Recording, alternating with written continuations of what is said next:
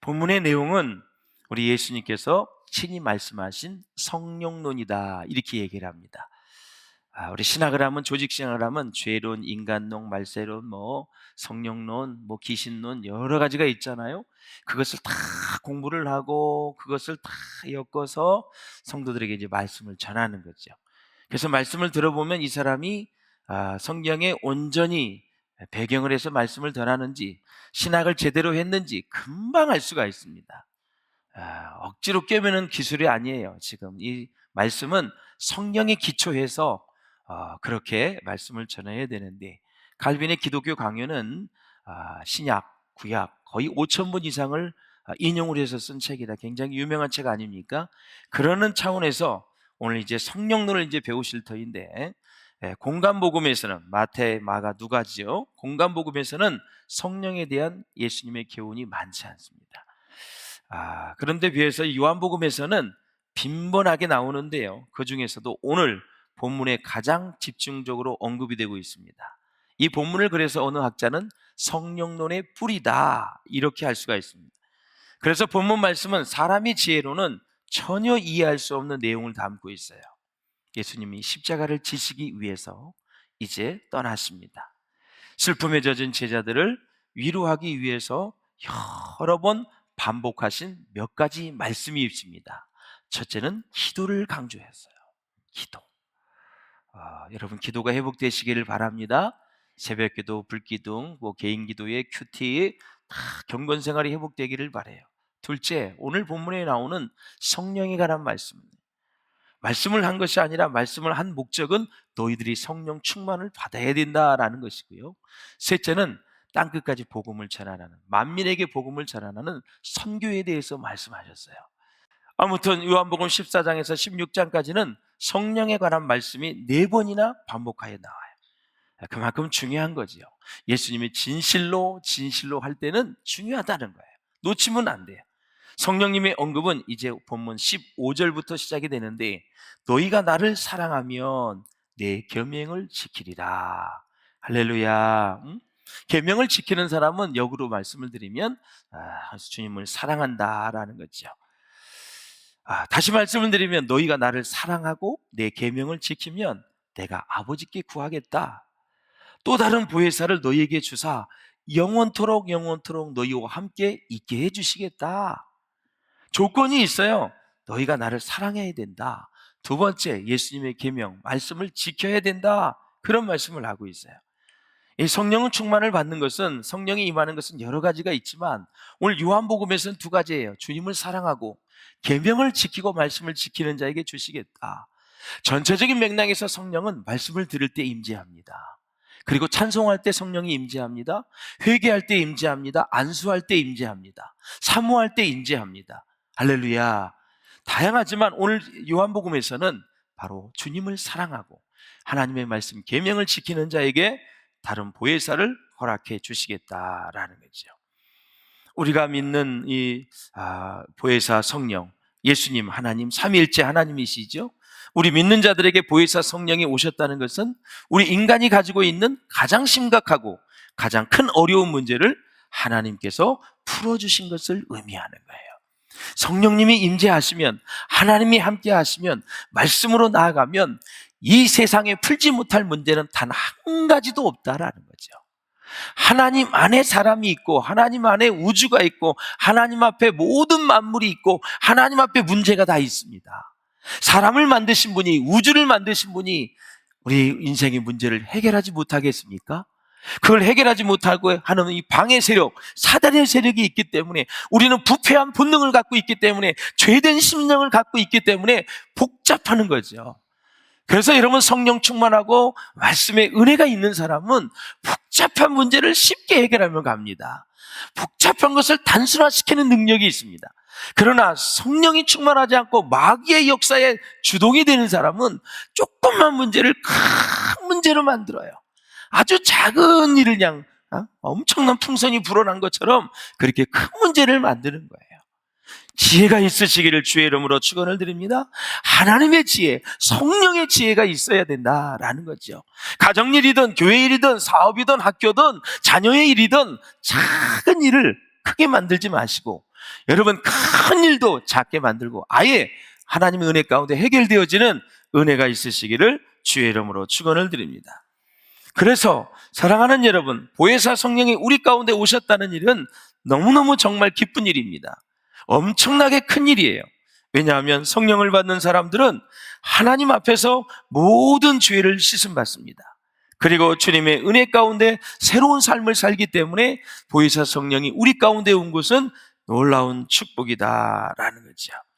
그동안 제자들은 예수님만 의존해서 살아왔습니다. 3년 동안 기적을 보고 이적을 보면서 정말 예수님이 대단하다는 것을 깨닫고 그들은 예수님을 따랐습니다. 이제 예수님이 제자들을 버려두고 어디론가 가신다고 말씀하시니 걱정 근심이 이만저만이 아닙니다. 가정에서도 대들보 같은 아버님 어머님이 돌아가시면 굉장히 허전합니다. 정신적인 지주였고 믿음으로 이끌어 주셨고 새벽마다 기도해 주셨던 부모님이 세상을 떠나가면 굉장히 마음이 허전하고 쓸쓸하고 아주 텅 빈 같은 그 마음이 이렇게 생기게 되죠.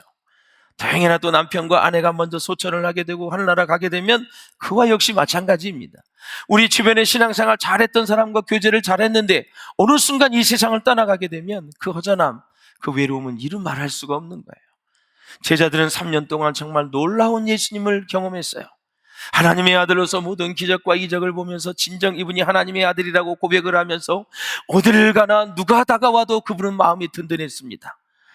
바다를 잠잠케 하시고 눈먼 자를 뜨게 하시고 죽은 나사로를 살리시기도 하고 500년의 기적을 통해서 수만 명을 먹이시기도 하고 다 명령만 하면 다 이루어지니까 얼마나 마음이 든든했겠어요. 근데 그분이 떠난다는 것입니다. 사랑하는 여러분, 그러면서 예수님은 제자들에게 근심하지 말라고 하시면서 더 큰 능력으로 제자들에게 돌아오실 것을 약속하셨어요. 자, 더 큰 능력이라고 하는 것은 무엇일까요? 바로 보혜사 성령을 제자들에게 주시는 것입니다. 할렐루야. 우리 16절을 같이 읽어보겠습니다. 시작.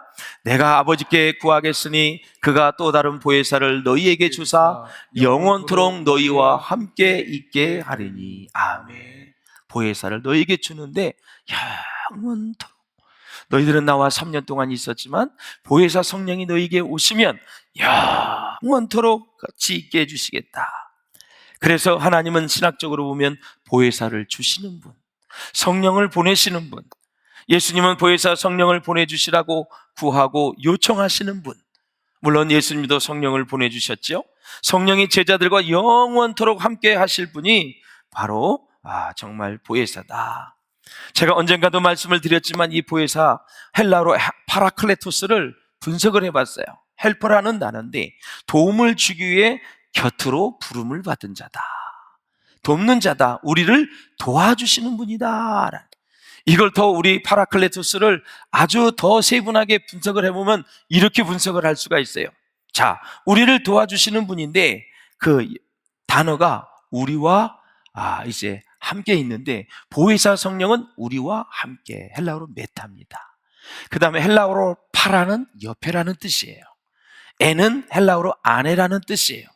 보혜사 성령은 우리와 함께 하시고 우리 옆에 계시고 우리 안에 계셔서 우리의 인생을 도와주시고 우리가 힘들고 어려울 때마다 위로해 주시고 사랑해 주시고 축복해 주시고 선한 길로, 복된 길로, 의의 길로, 생명의 길로, 진리의 길로, 할렐루야, 그렇게 인도해 주신 분이 성령 하나님이시다라는 거예요.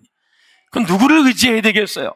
성령 하나님을 의지해야 되죠. 할렐루야.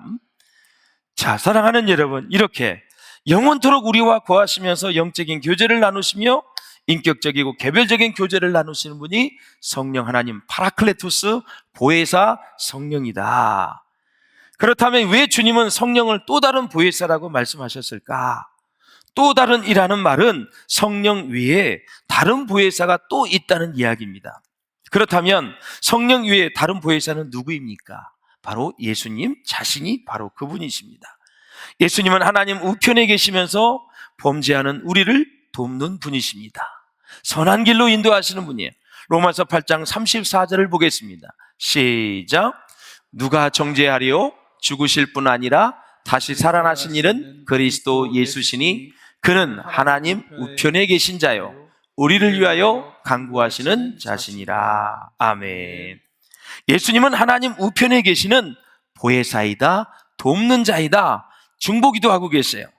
그럼에도 주님은 왜 우리에게 성령을 또 다른 보혜사로 보내시겠다고 말씀하셨는가라는 거죠. 바로 예수님이 하늘에서 돕는 보혜사라면 성령님은 땅에 오셔서 우리를 돕는 보혜사이다. 할렐루야. 또한 뭐라고 말씀하시냐면 보혜사 성령은 진리의 영이십니다. 왜냐하면 보혜사가 바로 진리의 영이시기 때문에 그래요. 그래서 예수님은 하늘에서, 예수님은 하나님 보좌 우편에 계셔서 우리를 위해 중보하고 계셔서 우리를 돕는 보혜사예요. 땅에서는 성령님이 이 땅에 오셨어요. 그래서 우리를 돕는 보혜사예요. 성령 하나님을 의지하는 저와 여러분 될 수 있기를 바라요. 요한일서 4장 6절을 같이 보겠습니다. 시작. 우리는 하나님께 속하였으니 하나님을 아는 자는 우리의 말을 듣고 하나님께 속하지 아니하는 자는 우리의 말을 듣지 아니하나니 진리의 영과 미혹의 영을 이로써 아느니라. 아멘. 로마서에는 육신에 속한 자와 영에 속한 자가 있어요. 다음에 한번 설교를 제가 할 터인데요, 참 그걸 잘 배우면 분별력이 생겨요. 이렇게 또한 보혜사 성령께서 모든 우리의 삶을 주관하시는데 성령에게서 모든 진리가 나온다. 우리를 하나님의 모든 진리 가운데로 인도하시기 때문에 우리는 그 성령 하나님을 의지해야 된다. 따라서 성령 하나님은 단순한 힘이 아니고 꼭 기억하세요. 펄스, 인격자이다라는 사실이에요. 인격자. 17절을 보세요. 시작. 그는 진리의 영이라 세상은 능히 그를 받지 못하나니 이는 그를 보지도 못하고 알지도 못함이라. 그러나 너희는 그를 아나니 그는 너희와 함께 거하시며 또 너희 속에 계시겠습니다. 아멘. 사랑하는 성도 여러분, 하나님께서 우리 인간들을 만드신 목적은 하나님을 사랑하고요, 그의 계명을 지키는 것입니다. 그래서 늘 하나님을 즐거워하고 영화롭게 하는 것입니다. 만약 우리 인간들이 하나님을 사랑하고 그의 계명을 지키기만 한다면 인간들은 불행해질 이유가 전혀 없습니다. 왜냐하면 하나님을 사랑하고 그의 계명들을 지키면 우리가 하나님과 완전히 하나가 되기 때문에 끝이 없는 하나님의 은혜와 능력을 공급받을 수 있기 때문에 그래요. 할렐루야. 사랑하는 여러분, 예수님이 모든 인류의 죄 문제를 해결을 위해서 십자가에 못 박혀 돌아가셨다는 것에 우리는 놀라야 돼요. 세 번째, 성령님은 어떤 분이에요? 성령님이 영원히 우리와 함께 해주신다는 약속의 말씀에 우리는 놀라야 되는 거예요. 사람은 변질되고 사람은 변하게 되고요, 사람은 약속도 안 지키고요, 사람은 등쳐먹기도 하고요, 속이기도 하고요, 배신도 하고요, 상처를 주기도 하고요. 정말 지긋지긋해요, 사람이. 좋은 사람이 너무너무 많은데 약간 나사가 풀린 사람이 너무너무 많아.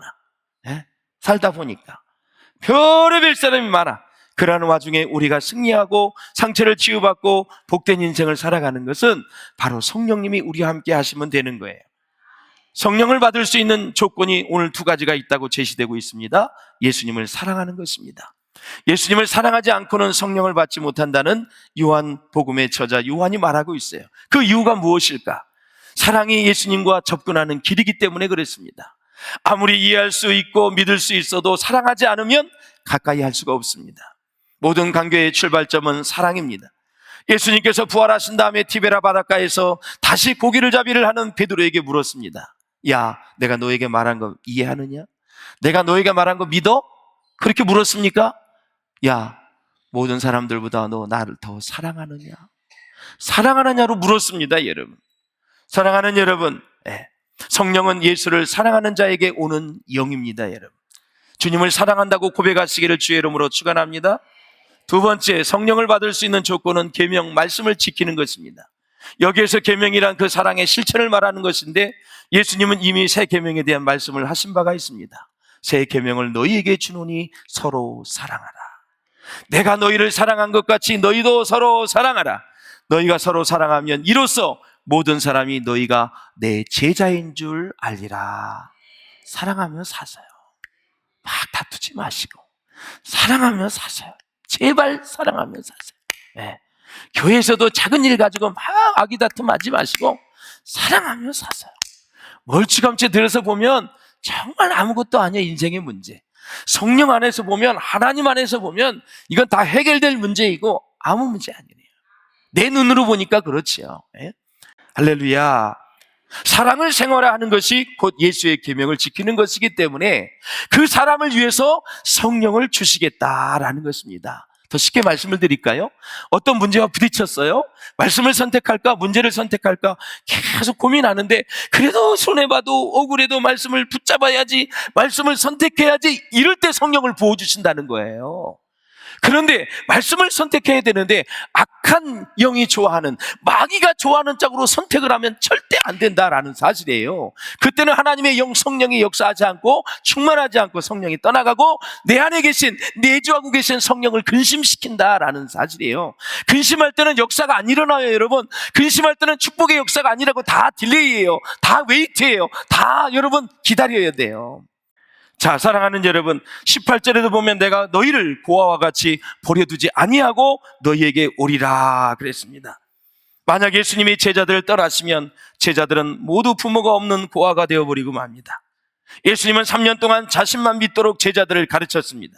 그런 후에 예수님이 떠나가신다고 하니 제자들은 부모를 잃은 그러한 고아같이 될 수밖에 없죠. 그런데 예수님은 다시 돌아오신다고 말씀하고 계세요. 그러므로 사랑하는 여러분, 예수님이 사용했던 고아라는 단어를 생각해 보면서 우리는 고아된 사람들을 잘 도와야 돼요. 영적으로 고아된 사람, 심리적으로, 육체적으로 소외된 그런 사람들을 우리가 잘 돌보아야 돼요. 사랑하는 여러분, 주님의 사랑이 같이 그 가정으로 이어진 줄로 믿습니다. 그래서 사랑하는 여러분, 성령 하나님을 체험하면 사랑하는 사람이 됩니다. 이거 참 중요한 거예요. 하버드 대학교에서 심리학 교수님이 실험을 했는데요, 테레사 수녀가 가난한 사람들을 병원에서 도와주는 모습을 찍은 기록 영화들을 학생들에게 보여줬어요. 학생들에게. 그 학생들의 감기 바이러스와 싸우는 저항력, 아마 의학용어로 IG-A로 이렇게 나왔더라고요. 저항력을 검사를 했어요. 그 다음에 일주일이 지났어요. 동일한 학생들에게 나치 독일이 유태인을 삭살하는 잔인한 기록 영화를 보여주었어요. 그래서 다시 감기 바이러스와 싸우고 저항력을 검사해 보았더니 테레사 수녀의 영화를 본 뒤에 검사한 감기 바이러스와 싸우는 이 저항력 수치가 훨씬 높게 나왔다라는 사실이에요. 이게 뭐냐면 내가 사랑을 실천을 안 해도 누군가가 사랑을 실천하는, 이웃을 사랑하는 모습을 본 기록 영화, 영상을 봐도 내 안에 저항력이 높아진다라는 사실이에요. 대신 유대인을 학살하는 그것을 본 그 사람들은 저항력이 굉장히 낮아졌다라는 사실이에요.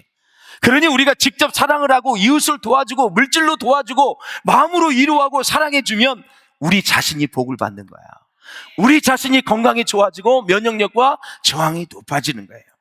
혹시 면역력이 바닥에 있는 사람들, 다는 아니지만 내 사랑이 부족하진 않았나, 진짜 내 주위의 사람들에게 사랑은 주고 살았나 한번 생각을 해볼 필요가 있죠. 그런데 너무너무 봉사하고 헌신해서 면역력이 떨어질 수는 또 있어요. 그러면 또 그냥 목사님이 면역력 떨어졌다고 나는 사랑하지 않는 사람이라고 규정을 해버렸다고 또 그렇게 얘기하고, 이렇게 여러분 추가적으로 얘기해야 이게 말썽이 안 생기지, 어쩌면 설교를 그렇게 그냥 그러지 마세요. 그러지 마세요. 인생 그렇게 사시면 안 돼요. 지금 사랑을 얘기하고 있잖아요. 사랑을 실천하고 사랑하는 사람 면역력이 높아지고 저항력이 좋아진다. 그러니까 말씀대로 살면 다 복이에요. 또 순종하는 사람과 불순종하는 사람은 수치를 다 재어봤어요. 순종하는 사람들이 저항력과 면역력이 훨씬 좋은 거예요. 불순종하고 불신하는 사람은 면역력이 그렇게 떨어진다라는 거예요. 이야, 하나님 말씀이 그렇구나. 겸손하게 순종하고 사랑하고 이렇게 살면 몸도 그렇게 건강해지는구나. 할렐루야. 사랑하는 여러분, 사랑의 열매를 맺게 하시는 성령님은 그렇다면 언제까지 우리 안에 있게 될까요? 언제까지? 영원히 우리 가운데 있게 됩니다. 그래서 3년이 아니라, 제자들과 있었던 공생의 3년이 아니라 영원히 땅에 있을 동안도 있을 것이고 저 천국에 가서도 영원히 그 주님과 성령님과 같이 있을 것이다 라는 거예요. 성령은 이 세상에 오신 것이 아닙니다. 세상은 성령을 알지도 못합니다. 그래서 그러나 우리는 성령을 알고 있기 때문에, 성령이 우리 안에 계시기 때문에 정말 우리는 성령이 영원토록 거하시겠다고 말씀하셨는데, 성령께서 예약해 놓은 숙소는 어디일까요? 바로 저와 여러분의 마음입니다. 성령이 거할 숙소는 바로 저와 여러분의 마음이다. 그래서 이제 신학적으로 정리를 하겠습니다. 성령이 내 안에 계시고 성자 예수님의 내 안에 거하시는 사건을 신학적으로 indwelling, 내주하십니다, 좌정하십니다, 이렇게 얘기하는 거예요. 여러분 안에, 저 안에 성령님이 내주하고 계세요. 성령님이 좌정하고 계세요. 영원토록 우리를 위로해 주시고 사랑해 주시고 축복해 주시고 말씀해 주시겠다고 하시는 거예요. 내 안에 계셔서. 그래서 우리가 이제 성전이 된 거예요. 성전. 할렐루야. 구약에는 성전에 들어갈 때 얼마나 많은 것들을 준비해야 되고 얼마나 많은 것들을 우리가 죄를 회개하고 갔어요. 그런데 내 안이 성전이 되었다. 그렇다면 우리 안에 성령님이 계신다면 우리가 해야 할 일은 무엇일까요? 바로 말씀을 붙잡는 것입니다. 여러분. 말씀을 붙잡으면 그 말씀이 내 인생을 붙잡아 주세요. 내 생각과 마음을 붙잡아 주세요. 그게 큐티를 하고 매일 말씀 생활하고 기도하면 그렇게 되어져요. 제가 이제 오늘 오후부터는 세계적인 영성의 대가들부터 시작을 해서 오늘 칼빈부터 시작을 할 거예요. 이번 주는 칼빈, 다음 주는 존 웨인, 그 다음 주는 조지 필드.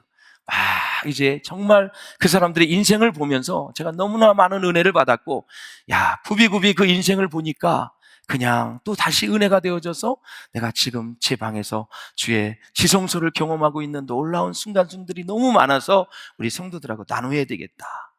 요한복음 14장 15절 읽고 마치겠습니다. 시작. 너희가 나를 사랑한다면 나의 계명을 지키리라. 할렐루야. 따라서 성령 충만과 하나님의 말씀은 비례한다라는 사실이죠. 하나님의 말씀이 성령의 감동으로 되어졌기 때문에 말씀을 붙잡고 살려면 성령이 임재하고, 성령이 임재하면 말씀을 잘 깨닫고, 말씀을 잘 깨달으면 또 성령이 임재하고, 성령을 의지하고, 이렇게 말씀과 성령은 열차의 두 레일처럼 계속 같이 가는 거예요. 그러니까 매일 말씀을 읽고 묵상하시고 성령님을 의지하면 되는 거예요. 할렐루야. 성령님이 함께 하시면 예수 안에서 여러분은 무엇이든지 할 수 있고 이길 수 있고 승리할 수 있다. 요한복음 15장 7절에 보면 너희가 내 안에 거하고 내 말이 너희 안에 거하면 무엇이든지 원하는 대로 구하라. 그리하면 이루어 주시리라 그랬습니다. 믿습니까 여러분? 성령 감는 주일을 맞이해서 성령을 사모하는 여러분들에게 바람처럼 불처럼 주의 영이 우리 가운데 충만하게 임할 줄로 믿습니다. 주의 성령이 임할지어다. 여러분의 마음에, 여러분의 가정에, 여러분의 자손에, 우리 교회, 한국교회, 용인 땅에 저 열방 가운데 주의 성령이 충만하시기를 주의 이름으로 축원합니다.